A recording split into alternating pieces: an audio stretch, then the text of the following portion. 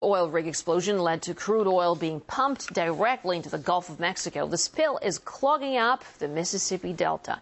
An estimated 28 million liters of oil has gushed into the water, though some scientists say the real figure is much higher. And as RT's John Haffis reports, politicians and corporations are playing the blame game. 1 month and counting. A national disaster is still unfolding.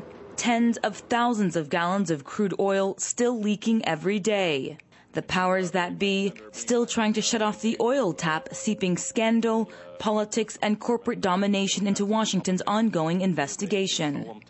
BP's Deepwater Horizon explosion sparked fire on April 20th. 2 days later, the government agency that was supposed to be watching BP begins the probe. Obama comes to the rescue. BP is responsible for this leak. BP will be paying the bill. But as President of the United States, I'm going to spare no effort to respond to this crisis for as long as it continues. The once vivacious advocates of drill baby drill disappear, along with solutions to the problem. Obama sends SWAT teams as the oil reaches the shores of Louisiana.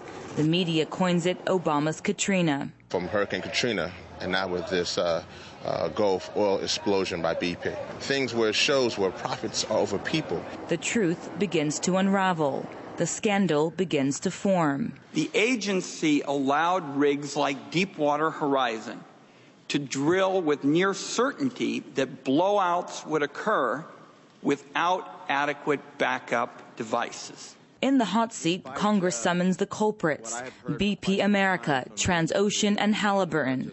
They all blame each other and later admit they did not fully cap the rig, which led to the explosion. Halliburton's cementing personnel were placed on standby.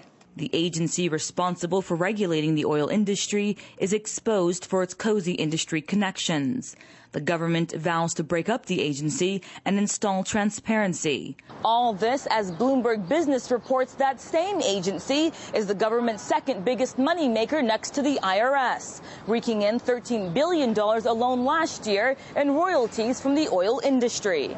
And yet the rig is still gushing 25 to 65,000 gallons of oil into the ocean every day. I call it the Congress of bribe takers. So how do the American people feel about all this?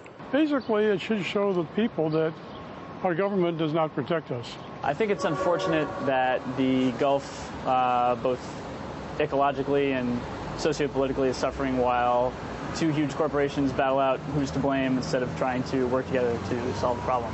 It seems like a never-ending story, still painting an ugly picture, still polluting the Gulf of Mexico, unraveling an ecological disaster of epic proportions, with what seems to be no end in sight. Jahan Haffis, RT, Washington.